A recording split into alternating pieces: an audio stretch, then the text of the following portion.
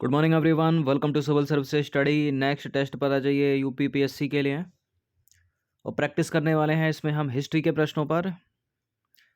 इस test series की playlist का लिंक आपको डिस्क्रिप्शन बॉक्स में मिल जाएगा, वहाँ पर आप टेस्ट नंबर 1 से लेकर इस टेस्ट तक पहुँच सकते हैं। जितने भी स्टूडेंट यूपीएससी सिविल सेवा यानी आईएएस की परीक्षा में शामिल होना चाहते हैं 2022 में प्रीलिम्स, तो फॉर्म उसके जो हैं वो भरने स्टार्ट हो गए हैं, भर सकते हो आप। 22 फरवरी लास्ट डेट है उसका। देखिए एग्ज़ाम बैक टू बैक ही हैं। अप्रैल में जो है उत्तराखंड पीसीएस की परीक्षा है और जून में ही उत्तर प्रदेश पीसीएस 2022 की परीक्षा है और जून में ही यूपीएससी सिविल सेवा की परीक्षा है। तो हर दिन प्रैक्टिस करते रहिएगा। तो पहला प्रश्न है, सिकंदर के हमले के समय उत्तर भारत पर निम्नलिखित राजवंशों में से किस एक का शासन था? किसका था? शुंग वंश, कर्ण वंश, मौर्य वंश या नंद वंश? नंद वंश का था। तो नंद वंश का अंतिम शासक था घनानंद, जो सिकंदर का समकालीन था। उसे यूनानी लेखकों ने अग्रमीज कहा है और जेनोफोन ने उसे बहुत धनी व्यक्ति बताया है।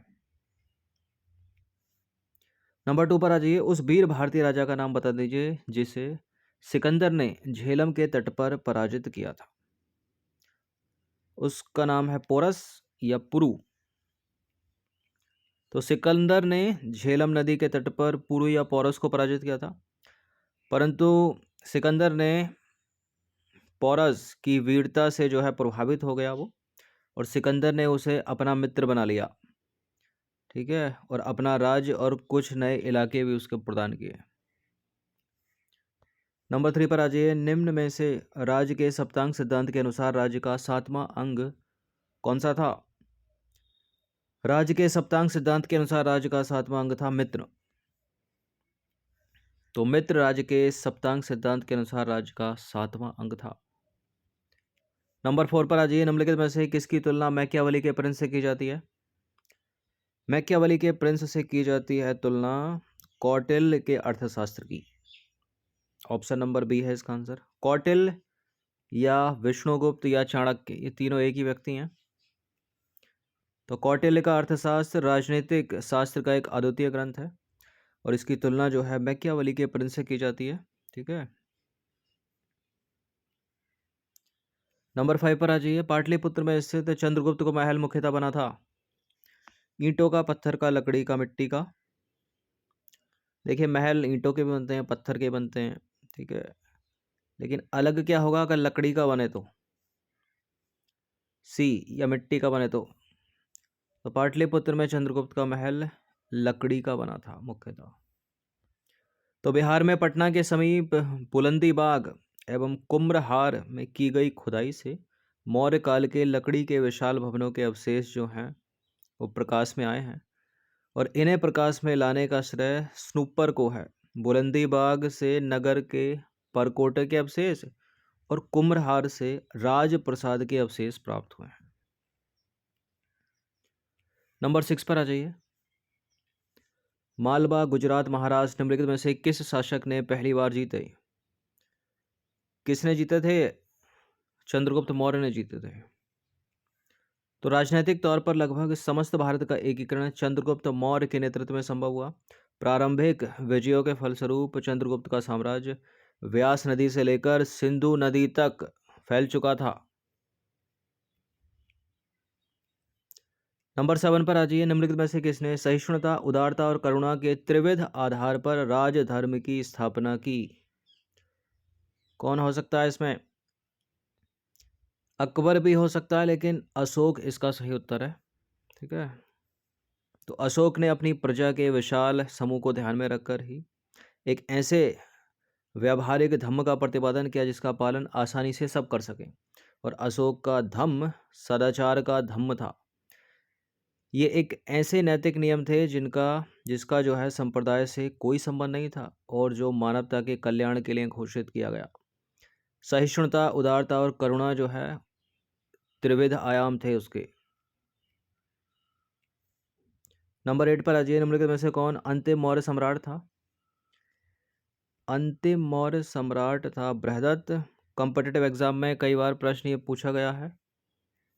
तो अंतिम मौर्य सम्राट बृहदत्त था, और बृहदत्त की हत्या करके उसके सेनापति जिसका नाम था पुष्यमित्र शुंग ने, ठीक है, शुंग वंश की स्थापना की थी। नंबर 9 पर आ जाइए। प्राचीन भारत में निम्नलिखित में से कौन सी एक लिपि दाएं से बाईं ओर लिखी जाती थी? दाएं से बाईं ओर, ठीक है, दाएं से बाईं ओर। तो यह है खरोष्टी लिपि। तो प्राचीन भारत में खरोष्टी लिपि दाएं से बाईं ओर लिखी जाती थी। यह मुख्यतः उत्तर पश्चिम भारत की लिपि थी।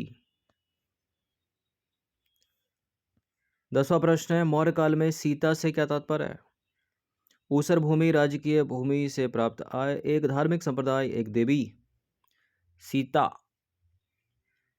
सीता है राजकीय भूमि से प्राप्त आय। तो मौर्य काल में राजकीय भूमि की व्यवस्था सीताध्यक्ष द्वारा होती थी, और इससे प्राप्त होने वाली आय को सीता कहा जाता था। नंबर 11 है, महाबलीपुरम में रथ मंदिरों का निर्माण किसने करवाया था? चालुक्य, चोल या पल्लव? पल्लवों ने। तो महाबलीपुरम में रथ मंदिरों का निर्माण पल्लव शासकों द्वारा कराया गया था, और रथ मंदिर जो है वो एकाश्म पत्थर से निर्मित है। कल चलिए क्वेश्चन नंबर 12 पर आ जाइए। ह्वेनसांग से रिलेटेड निम्नलिखित में से कौन सा स्टेटमेंट जो है वो इनकरेक्ट है? ह्वेनसांग एक चीनी यात्री था जिसने 630 से 614 के बीच में भारत की यात्रा की, और ह्वेनसांग को यात्रियों में राजकुमार और वर्तमान शाक्यमुनि कहा जाता है। ह्वेनसांग नालंदा विश्वविद्यालय में कभी नहीं गया, किंतु उसने भारत के दक्षिण और पश्चिमी घाट की यात्राएं की। ह्वेनसांग ने अपनी यात्रा विवरण के ऊपर एक ग्रंथ लिखा है जिसे सीयूकी कहा जाता है। कौन सा स्टेटमेंट गलत है? बुलेट पॉइंट है वो आसानी से पकड़ में आ सकता है कि नालंदा विश्वविद्यालय में कभी नहीं गया वो, जबकि काफ़ी समय तक रहा था नालंदा विश्वविद्यालय में। ह्वेनसांग चीनी यात्री था एक जिसने 630 से लेकर 614 तक भारत की यात्राएं की। वर्तमान शाक्य मुनि उसको कहा जाता है, यात्रियों में राजकुमार कहा जाता है। तो करेक्ट है दूसरा वाला स्टेटमेंट, सी वाला गलत है। ठीक है, इतना पार्ट तो सही है इसका कि ह्वेनसांग ने भारत के दक्षिण और पश्चिमी घाट की यात्राएं की, लेकिन नालंदा विश्वविद्यालय से संबंध है उसका, पूरा कटेगा। सी भी सही है, सीयूकी कहा गया है उसके यात्रा विवरण को। तो ह्वेनसांग एक चीनी यात्री था जिसने 630 से 614 के बीच में भारत की यात्राएं की। यात्रियों में राजकुमार, नीति का पंडित और वर्तमान शाक्य मुनि कहा जाता है ह्वेनसांग को। नालंदा विश्वविद्यालय में बहुत समय तक रहा था ह्वेनसांग। कामरूप के राजा कुमार और कन्नौज के हर्ष ने उसे निमंत्रण दिया था। उसने दक्षिण और पश्चिमी घाट की यात्राएं की, तो विकल्प सी गलत है यहाँ पर। क्वेश्चन नंबर 13 पर आ जाइए। तृतीय संगम निम्नलिखित में से कहाँ हुआ था? अरिकमेडु, मदुरई या तूतीकोरिन? मदुरई में। तो संगम का तात्पर्य कवियों की गोष्ठी से है। इन गोष्ठियों में कवियों द्वारा रचा गया साहित्य संगम साहित्य कहलाता है। तृतीय संगम मदुरई में नक्कीरर की अध्यक्षता में हुआ था। ठीक है, पांडे की राजधानी थी ये मदुरई। नंबर 14 पर आ जाइए। निम्नलिखित में से किस चीनी यात्री ने चालुक्यों के शासनकाल में चीन और भारत के संबंधों का विवरण दिया है? आपको याद होगी इस प्रश्न पर हम 2-3 बार चर्चा कर चुके हैं टेस्ट सीरीज में अपनी, और इसका उत्तर है मातवालिन। तो मातवालिन नामक एक चीनी यात्री था, उसने चालुक्य के शासनकाल में चीन और भारत के संबंधों का विवरण दिया है। नंबर 15 पर आ जाइए।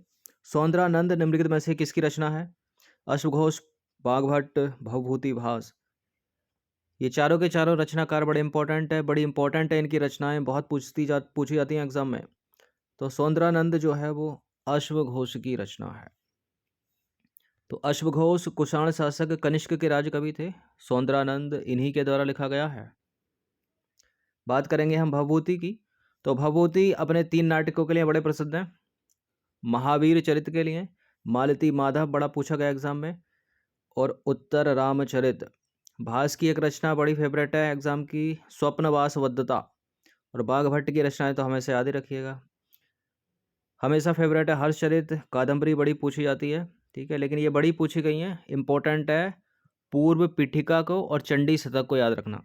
ठीक है, चंडी शतक किसकी रचना? बाघभट्ट की, और पूर्व पीठिका भी बाघभट्ट की है। ठीक है, बाण भट्ट या बाघभट्ट कह लो। इसकी ट्रिक है हर्ष का चंपू, मतलब बाण भट्ट की रचनाओं की ट्रिक है हर्ष का चंपू। हर्ष का चंपू में हर्ष मतलब हर्षचरित। ठीक है। हर्षचरित बाणभट्ट की रचना है, हर्षवर्धन की नहीं है। ठीक है, हर्षवर्धन की नागानंद प्रियदर्शिका है।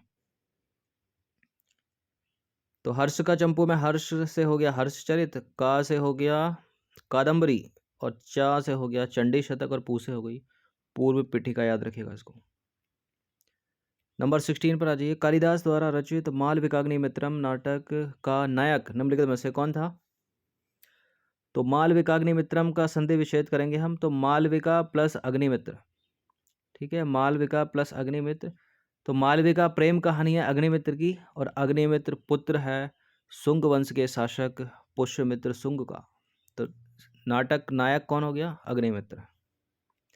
तो कालिदास द्वारा रचित मालविकाग्निमित्रम 5 अंकों का नाटक है, जिसमें मालविका और अग्निमित्र की प्रेम कहानी है। अग्निमित्र शुंग वंश के शासक पुष्यमित्र शुंग का पुत्र था। नंबर 17 पर आ जाइए। निम्नलिखित में से किस भारतीय गणितज्ञ ने दशमलव स्थानिक मान की खोज की थी? किसने की थी? ब्रह्मगुप्त नहीं है इसका उत्तर, भास्कराचार्य नहीं है, बरामहीर नहीं है, आर्यभट्ट ने। तो आर्यभट्ट नामक भारतीय गणितज्ञ ने दशमलव स्थानिक मान की खोज की थी।